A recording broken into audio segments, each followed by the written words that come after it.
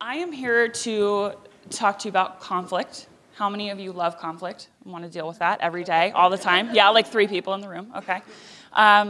So 20 years ago, I had just started as a baby kennel attendant and moved up, as many of us do, through the ranks. And I was terrified of conflict.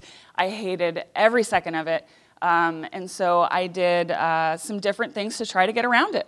I tried to do fight or flight, and I was just, either I would wait and wait and wait and wait and talk that little voice in my head, oh, Sally just can't do this job correctly. Sally just can't do this job correctly.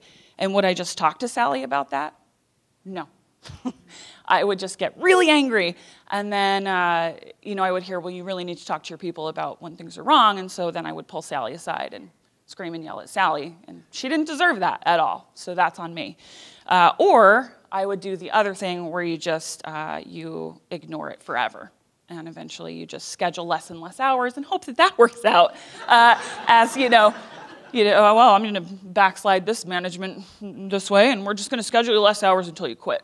That'll work. It doesn't work, and that's what I'm here to tell you. Also, in vet med, we all come from totally normal backgrounds where we have really great parents and we have no problems. All of my technicians especially have totally normal lives where they were loved, and no, that's not true at all. I had, an alcoholic father. It was really rough. So I was very shy, and I had to get over that. And so when I heard about mic drops, I got terrified. I don't want to come up here and talk to all these people. And that's actually why I did this, because back in the day I was terrified to deal with conflict, and I got over it. Now I love it. Now I can talk to people, and I love the challenge of seeing, where do we come out on the other side of conflict? How can we make this better? What will we get out of, instead of ignoring this problem or getting angry about this problem, just asking people, what happened? Because that's the best question in my repertoire as a manager, is what happened? And, I see on tons of social media, and I have lots of managers that will ask me that question of, well, this is the problem, and this is what's going on, and I got really angry, and so I'm going to write them up, and I'm going to fire them, and whoa. Let's reel that back. Let's ask what happened first. Or I have the people that let it get way too far, and so I'll hear, well, Sally didn't know what she was doing, and she was trying to sweep the floors, and she couldn't do that, and then she set the clinic on fire, and I didn't really want to talk to her about that, and so I'm just going to let that go forever. That's not the answer either, so let's, get in there before that happens. And, it's a real thing. People think the clinic's on fire all the time, but I was a bad manager, you guys. I was really bad at it until I embraced conflict. It sucks. It's tough, but you can do it. You can really do it. You're going to be uncomfortable, just like I am up here. I have sweaty hands to prove it. It's not fun, but I think being able to, sit down and have a safe space for people where they can talk to you. People, they're just people. We're all just people. And I think that gets away from us very quickly when we feel like, oh, I have to talk to this person, intimately, have a real conversation. I don't want to do that because I'm not on then. In an exam room, I might be on, or with a client, I have this different voice for the phone. Does anybody else have that? Yeah, I have that. My family makes fun of me for that because, I talk pretty normal most of the time. Then, hello? Oh, thank you for calling, But that all goes out the window when I want to have a real conversation with someone, and that is scary, to sit down and challenge someone, and to ask them, what happened? Where did you drop the ball? It doesn't have to be this nasty conversation. I look at it as, what positive stuff am I going to leave this conversation with? And the other problem I used to have a lot, and I'm sure a lot of you do this, I call them shower arguments. I don't know if anybody else has those. But I will angrily be scrubbing away at my hair, and I come up with kind of well, this is what I want to talk to Susan about. So I'm going to go in and I'm going to say, Susan, I would like to talk to you about the way you clean those floors. And Susan will say, well, get bent and screw you, and she's going to want to leave, and then I'm going to have to fire her. Probably that's not going to happen.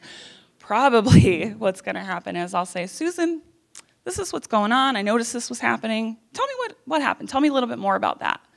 And I think that right there is the key, is how do you want the conversation to go? That's how you go into that conversation. You go into it with, what do I want to get out of it? If you go into that conversation angry and on the cusp of, I'm going to write them up, or I'm mad and I've talked to 10 different team members and they're all frustrated with this person. It shouldn't get to that point. We often talk about reviews at my hospital because I don't do them. I know that that's very strange. A lot of managers are all about reviews, and I hate them because so many hospital managers use reviews to dig at team members and to dig at employees, and that's not what they're for. I think if you have a problem with a team member, if they're late, there's a lot of common ones out there, but I'm just going to use late for now. Talk to them. It's so much easier when you do it a few different times and you just pull them aside. You can do it. They're just people. I think the other thing that we tend to do is we play this blame game with people. And so I'll get one person in the room and they'll tell me this elaborate story about this magical fairy called the They. I don't know if you've heard of They. They lives in my clinic somewhere. I still haven't found They. They're somewhere. If you find They, please let me know because I have a lot of problems and conflict with They. But yeah, they told me to. Same with clients, they told me I couldn't, or they said it would be free. They were wrong. So, so that's when we say no, specifically who with employees. And I find that just getting that other person. And does that make the person you've pulled in your office uncomfortable? Absolutely it does, but they'll get over it real quick. And it helps with, that, well, Sally said this, and well, Susan said this. Well, let's grab Sally. Let's grab Susan. Let's talk about that. And it doesn't have to be this awful, terrorizing conversation. It's open field. Let's talk like people. Let's collaborate. Let's find solutions. So if you guys are looking for that, if you're looking for conflict help, absolutely reach out to me. I'm happy to help with that. When I was a kid, I was so shy I couldn't order from a waitress. That's where I come from. I come from being terrified, and you can do it. And I challenge all of you, if there's something you're afraid to do, even if it's not conflict, even if it's researching a surgery or dealing with that client review that you're terrified of because you didn't give in to they who said it was free, you get those people. We had a review just yesterday that, a lady was mad and she's going to blast us to everybody on the planet because we didn't see her cat for free. You know what I asked her? What happened? I'm not there. I don't know. I can't keep tabs on every single person or every client I see, but I still want to know what happened. Even if they're completely irrational and crazy, which in veterinary medicine we see every day. I still want to know what happened. I still want to know what staff member they dealt with because clients are not always wrong. And I know we get very defensive of our people and we want to protect them, but sometimes there's something really valuable there.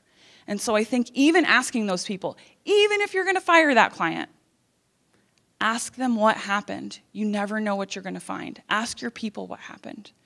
You never know what knowledge and what experience you're going to leave that conversation with. So I challenge you all to find something you're afraid of, do the hell out of it, and embrace conflict. And if you're scared, get a hold of me. I'm happy to help you. Thank you guys very much. Really appreciate it.